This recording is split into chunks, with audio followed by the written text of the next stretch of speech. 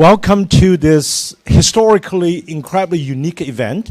And I say so because I was just informed today Pope is addressed G7 on the topic of AI. So it's easy for us to remember the day we'll be celebrating the Harvard Data Science Review, the fifth anniversary.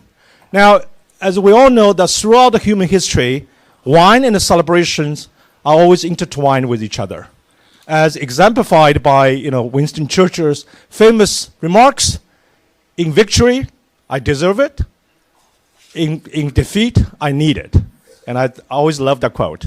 And but the reason we choose to celebrate Harvard Data Science Review 5-year anniversary with a wine theme, other than you probably can tell that I'm a wine lover, and then in a minute you will know how do I get into wine, is because to me, wine is extremely hard to study as a scientific topic because it's a tremendous amount of variations, as we will hear today throughout the whole day. And because everybody knows that making wine involves science, technology, art.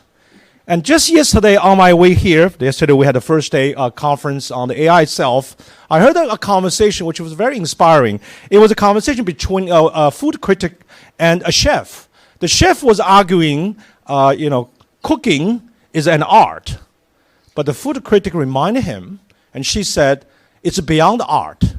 Because in art, if you create something somebody hated, you actually succeeded because you have invoked that person's emotion. But in making food, if somebody hated, you did not succeed. And I was thinking that's the same thing as a wine, right? You can make whatever wine style you want. At the end of the day, it has to be consumed. Some people have to like it. So we have a very clear metric. On one hand, a consumer needs to like it. On the other hand, as you all know, wine tasting is a very personal thing. And I think you have all these experience, and particularly anytime you have engaged in a blind tasting, you know how that humble experience that is. And I'm sure we will all get, be reminded of that. And I'm so glad to see all of you here. And there are many friends here, and there are many new friends here. And I know that for events like this, it really takes tremendous amount of effort to organize. And I'm really grateful to all my staff members and others. And I will thank them throughout the day. But I just want to first start by acknowledging that all the wine groups, wineries, that you're here. Thank you so much. And thank you for your contribution. And we will actually taste your fruit. So thank you. I want to first say just a few words at the beginning, like how did I accidentally get into wine as a statistician? Probably more importantly, how did the wine accidentally get into me? So I won't have time to really tell you the whole story, but I did write my first article in a wine magazine. I'm very proud of that. So this is the wine magazine that probably not too many people know, called Fundata. It's a pretty new magazine. Thanks to Don. Where's Don? Don's got me into it. So I think we send the link to everyone so you can read it. How do I get into it? But I want to just say very briefly that how I have used the wine in my own for pedagogical purpose. So I actually give talks like this to make a comparison between winemaking and also education. So to me, it's always it's a difference, whether we are creating wine connoisseurs or you're trying to train master winemakers, because these are two different kinds of goals for education purpose. And just to show that I actually practice what I preach, this is my wine cellar for those of you who have come to my house, although this one is now a lot messier than this because this was at the beginning. Now, I happened, if you read articles, I got into the Riesling, and I did have all those, and this would give me a perfect collection of wine to conduct an experiment in my class about tasting wine, and we did it blindly. And so this is actually, I have to teach a little bit about, and many of you know, because these have different sweetness, which gives me one factor for tasting wine. And I actually really tasted it with all my students, and I have to blur their faces because I don't want their parents to see they're drinking. But these two are fine. These are my teaching fellows. They conduct this really blind blind tasting, and you will see that these tastings are not easy. It was supposedly a perfectly designed and balanced one. We have a wine, different kinds of sweetness, and the order of tasting, as many of you know, order tasting is very important. So this is like a traditional factorial design. But you can see that even we try to have every cell has the equal number of people. In the end, these things happens. We end up, for example, one cell has no data in it at all. I was asking my teaching fellow, what did happen? He said, I don't know. You know how you want to do the real wine tasting, have too much wine, then things just can happen. It's a great reminder. When I teach my students, it's a great reminder, like in practice, no matter how well you design it, something's going to happen, and you just have to deal with it, right? And so I use this to really, and this is actually a little bit of a student's answer, but I really taught this thing about, this is called a two-factorial design, for those of you know these terms, and it's become unbalanced design because you have different sizes, and in fact, it become incomplete factorial design because there's a cell with no data. It was not by design itself, it just happened in real life. But it's a great way to teach students about this. And in fact, I also talk about ANOVA. I don't think everybody knows the term ANOVA here. Some of you know. If you know, you're a statistician. Otherwise, you're a data scientist. So this is, you run this, p-values, and in fact, this was incredibly interesting for the class to discuss. And again, I did not plan this because these two numbers, one happened just to exceed the 10% the critical cutoff point. The other is just exceed the 5%. Remember, those you do statistics or economics, the 5% is big, significant, 10% is significant with 1 star, 2 stars, and these just above the critical point. So we have a great discussions like, does that really mean it's not significant?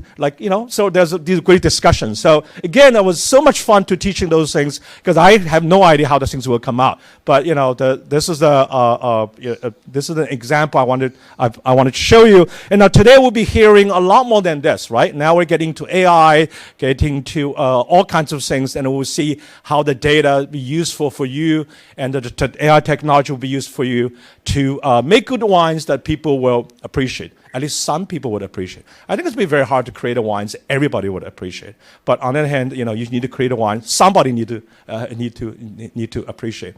So today we will have an incredible program, thanks to many of you. But now I want to introduce the director of Harvard Data Science Initiative, my dear friend, Professor Francesca Dominici, and she has just a long list of awards, recognitions. It's all in the book, so I'm not going to read them, but I do want to tell you that Francesca was the one who gave me this job to launch Harvard Data Science Review, right? Francesca was the one come to me in 2017, I think it was October, November, and at the time, Harvard started Harvard Data Science Initiative, and Francesca asked me, at the time I was the dean of a graduate school, she said, Xiao-Li, you usually have some ideas, so give us some ideas. That's how we have that conversation. Now, the part, as you probably know, that no good deeds goes unpunished, because when I said give her idea, she said, it's great. After a few months, she come back and say, it's a great idea, we like it, you do it.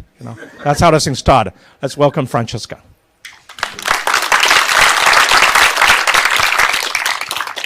Well, thank you, Xiao-Li, and welcome everyone. So my name is Francesca. I'm the faculty director of the Harvard Data Science Initiative.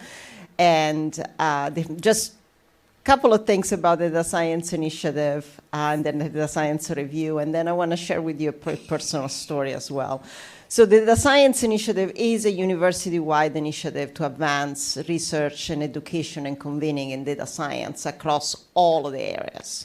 So we convene faculty and educate students to basically solve and address the most important societal challenges. Climate change is one, spread of misinformation, AI to diagnose disease, and so on. It has been a privilege for the Data Science Initiative to house the journal, the Harvard Data Science Review, led by my colleague Xiao-Li. And you can see, so Xiao-Li is probably, I would say, and I'm going to make him blush a little bit, probably the #1 statistician in the world. I mean, if you look at the community of statisticians, and many ask you, what is the best statistician? Many people would say Xiao-Li. And the reason why is that he has this enormous amount of energy and understanding that in order to advance statistics and therefore AI and data science, you really have to understand important problems. Well, for him, an important problem is I want to make sure that I have access to very good wine, and so as you can see, this is how the marriages has happened. The Harvard Data Science Review has won one of the most prestigious prizes on one of the most prestigious journal in STEM. And yesterday was when we have our board meeting, was really a pleasure to see that among people that are reading the journal, we also have people from the Vatican. And so that's why he's keeping making the joke about potentially maybe the Pope be one of the members. So as you can see from my accent and my name, I am very Italian.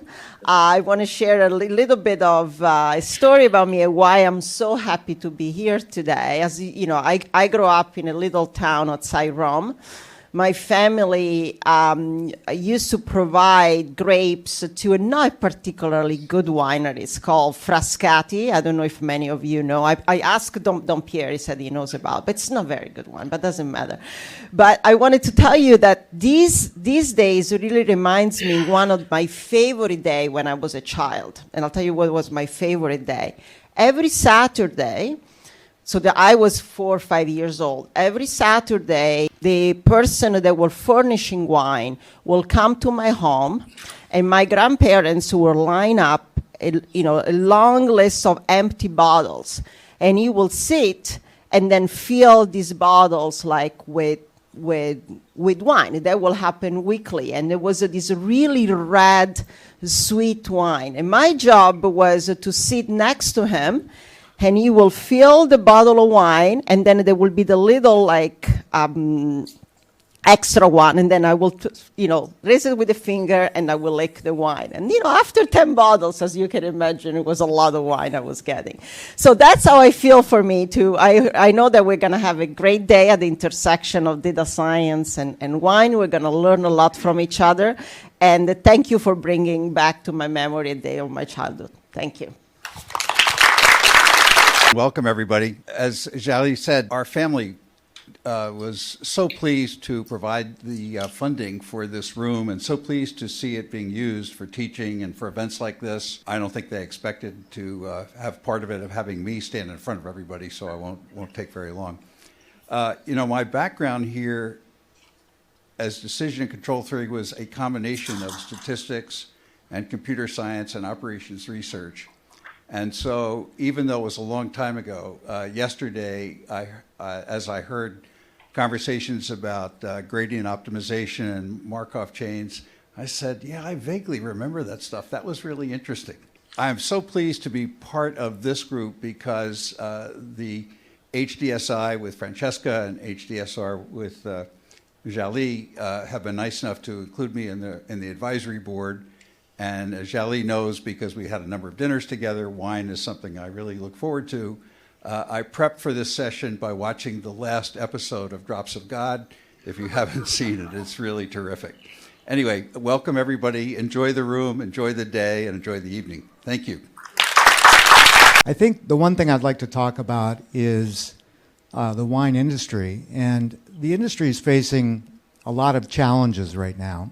I guess historically, it's always, as any other industry has, faced challenges. I think today we're faced with climate change. We're faced with an assault by the WHO and other organizations against wine as it relates to the health or the lack of benefits towards health. We're faced with a younger generation that perhaps doesn't have a connectivity or feeling about wine, and many other issues which many people feel represent the greatest challenges the wine industry has faced in the hundreds, thousands of years in its history. I choose to be an optimist about the future of the wine industry, and the reason I'm an optimist is about 3 areas, and one is the communal experience that wine represents. It really is a unique beverage, and the qualities that it has to bring people together, to share stories, to lengthen a dinner table conversation, and to create memories is completely unique.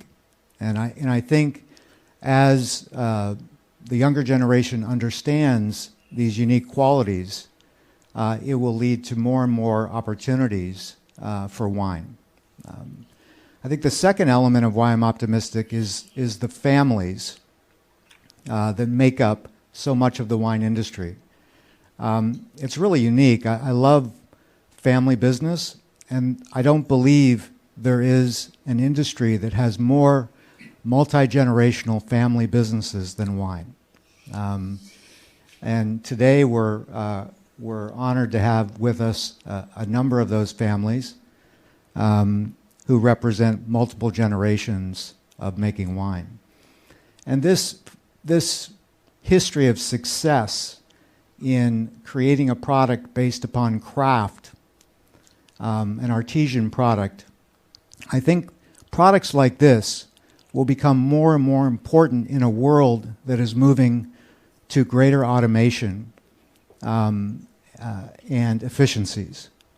And I feel the category of wine and the families that make it up, provided we can effectively tell those stories, will become more and more important. And the third reason is technology and innovation. And that's part of why we're here today, is how can we leverage the great minds, the great research minds that make up the Harvard Data Science Review, the Harvard Data Science Initiative, the great researchers, to help the wine industry deal with challenges like climate change and connectivity to the consumer. And so I feel like the wine industry has a lot going for it. There are other reasons to be optimistic. Those are the three that I'll choose to highlight now. Today really embodies all three of those elements for me. It's bringing some great families together with great researchers and new ideas. New friendships will be developed, I hope, over today and tonight. And this evening we'll have an opportunity to have a communal experience that I think will result in fantastic memories for all of us. And that's what I am so optimistic about wine.